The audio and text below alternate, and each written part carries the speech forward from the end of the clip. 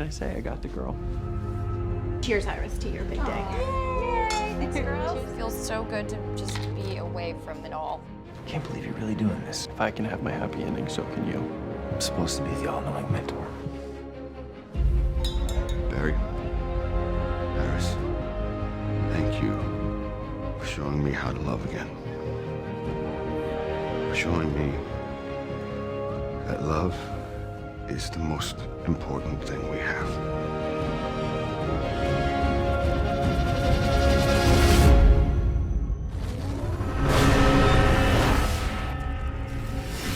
We got incoming. Oh, you've got to be kidding me. Nazis? I hate Nazis. Get everybody out of here!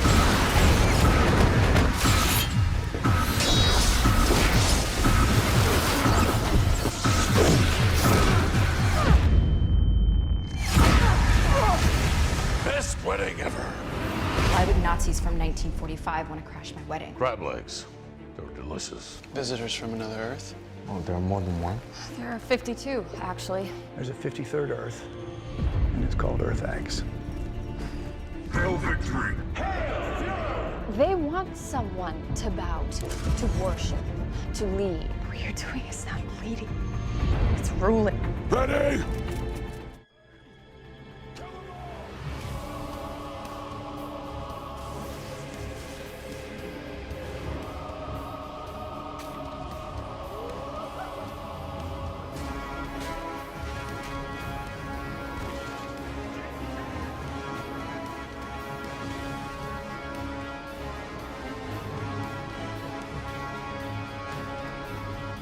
We're going to show these people that this Earth belongs to us. We will not surrender. We will not back down. We will keep fighting. So get the hell off our Earth while you still can. Thanks for your help. We're not done helping yet. Our enemies are still on your Earth, Ollie. Don't call me that. Give it time, I'll get through that crusty exterior. No, you really won't. I was talking to you. Crisis on Earth X. Crossover event starts Monday, November 27th. What is up, guys? My name is BobaTalks, and welcome to a brand new Flash, Arrow, Supergirl, Legends of Tomorrow, Everyone trailer. This is the Sizzle reel trailer for the Crisis on Earth X crossover event, the official full-length trailer. I'm sorry, by the way, that there was music towards the middle part of that trailer. A lot of people were getting hit with copyright claims. Me and a couple of other YouTubers, including Paigey and the DC TV show and stuff, are kind of taking a bit of the audio out because it's just stupid. But this trailer showed us quite a few new things, and it was just awesome. I mean, at the beginning, we get like the wedding celebrations, and we see all the girls together, and then we see the guys, and I really like that moment where Barry was saying, if I can have my happy ending, so can you. And then we had Oliver saying, well, I'm supposed to be the all-knowing mentor, because in previous seasons, obviously we've had in the crossover events Oliver and Barry talking about how they're doing with Iris, or whether it be Felicity. And as always throughout the seasons of Arrow in particular, Oliver's been like, you can't get the girl if you're like a hero and stuff like that. And then he hypocritically went for Felicity again, and he didn't get with Felicity, and now here we are again with all the couples together, and Barry is kind of proof that if you're a hero, you can have a girl. Now, obviously, there's quite a lot going on in this trailer, so I'm not going to do scene by scene, but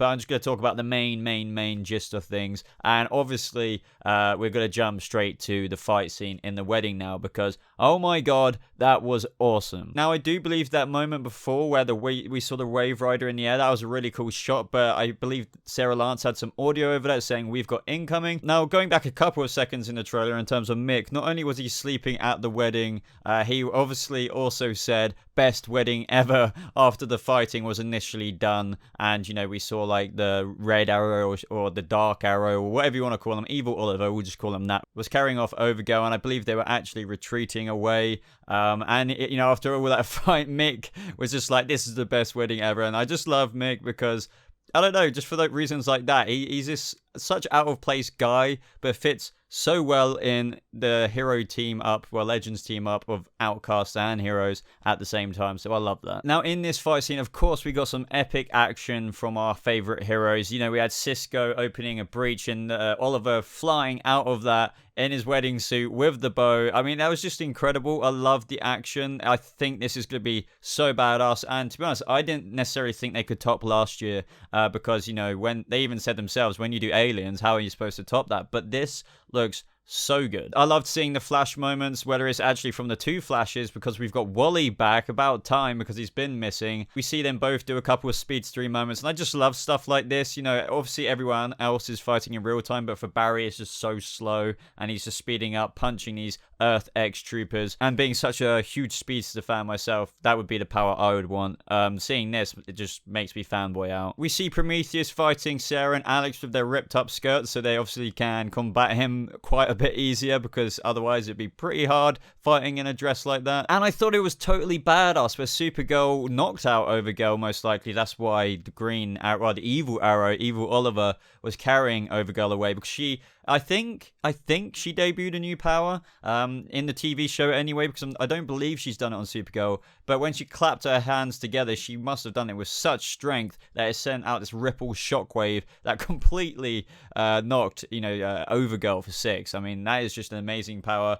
And I want to see more of that from Supergirl, to be honest. Now, in the next part of the trailer, we see the team in Star Labs saying, you know, what the hell is going on? They're obviously from another Earth, an Earth full of Nazis, and there's only 52 of them, Supergirl thinks, but then we get good old Harry saying, no, actually, there's 53. And that's when we get a couple of clips of Earth X. And I do want to also stick with what I've said before, even though there's some shots that are a little bit contradicting, but maybe they weren't finished editing this in the trailer. But usually Earth X scenes are depicted through a little filter on it, like a Instagram filter, if you will, indicating that it's the Earth X. Just like how, if you remember on season 2 Flash, when they went to Earth 2, everything was different to the normal real-time color that they had on Earth 1. So it's just easy for the audience to understand when they might not necessarily always mention, okay, we're on Earth X now, that they are in fact on Earth X. And yeah, obviously we see the horrible, very real part of our history images or clips of the concentration camps on Earth X, because don't forget that Earth X is a Nazi-occupied Earth.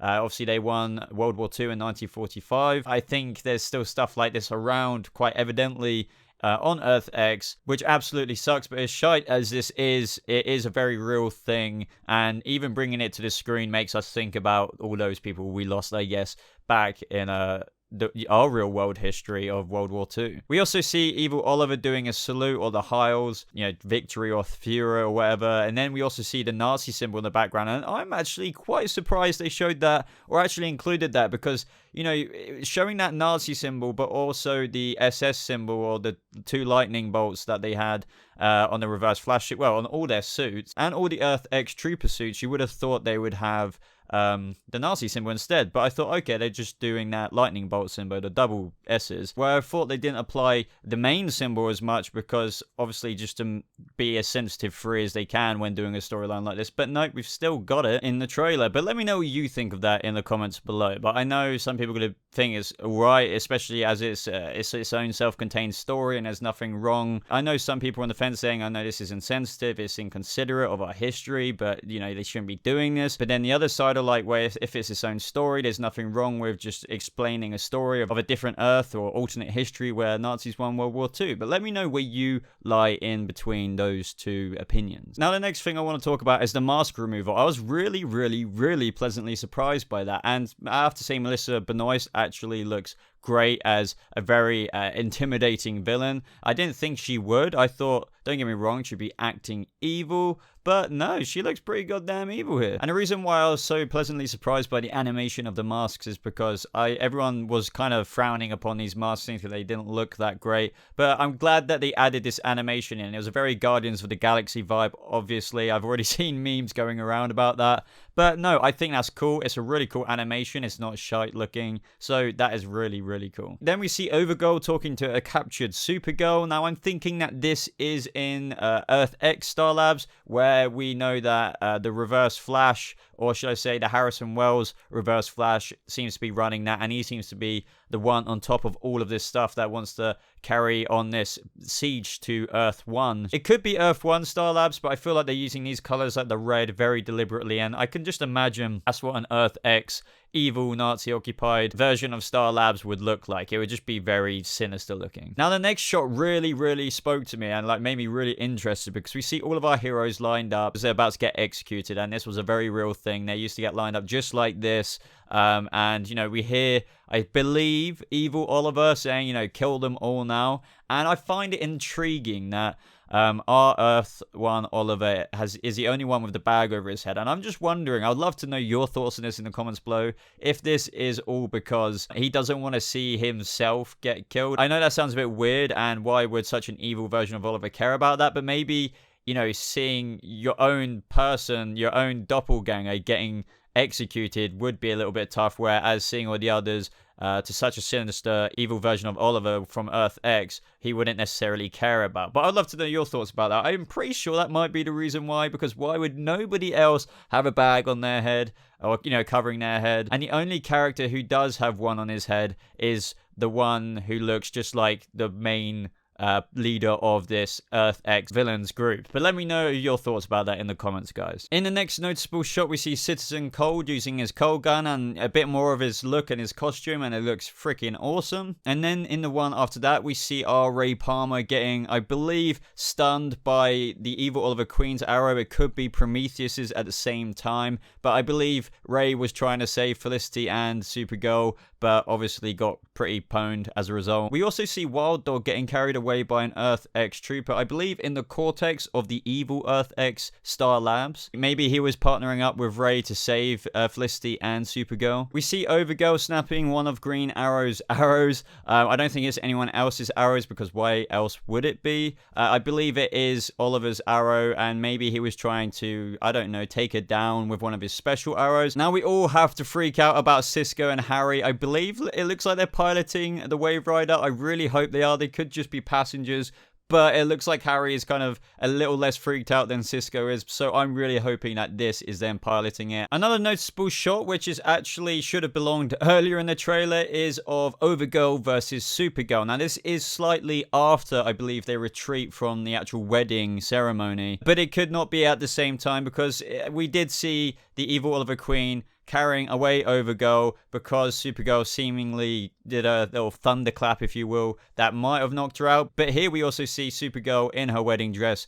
versus Overgirl. So either this is after, or it's just a part of that big fight in general, and then they might end up in the wedding ceremony again, and then the thunderclap might happen. But then again, maybe the thunderclap doesn't even knock Supergirl out. I mean, sorry, Overgirl. But let me know your thoughts about that. Do you think that this is after they retreat and the fight still continues from there on out, or do you think that this is actually before we see Overgirl get knocked out by Supergirl's thunderclap? Another really cool part of this trailer I like is seeing Team Arrow versus evil Oliver Queen. That's just such an interesting dynamic. And then of course we see Alex Danvers kicking some flipping Earth X troopers asses. Now, one very giving thing, but this could actually turn out to be nothing really serious because he might be okay. But then we hear Nate say that Jax or Jefferson has been hit, and we do know that somebody's dying in the Earth X crossover event. Now everyone's thinking that this is Martin Stein, because he is doing a Broadway show, I believe, so he would have to be leaving one other way, and that would be quite a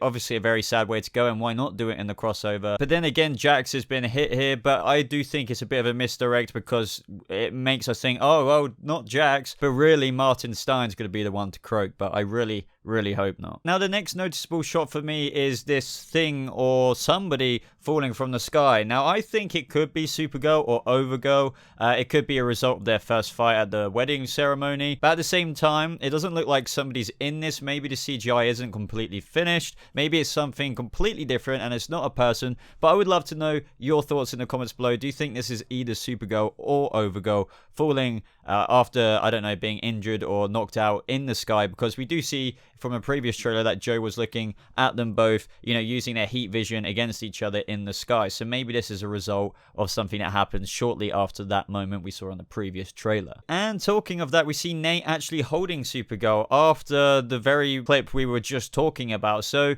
I think, you know, these are a bit too conveniently placed together, but then again, it does kind of add up.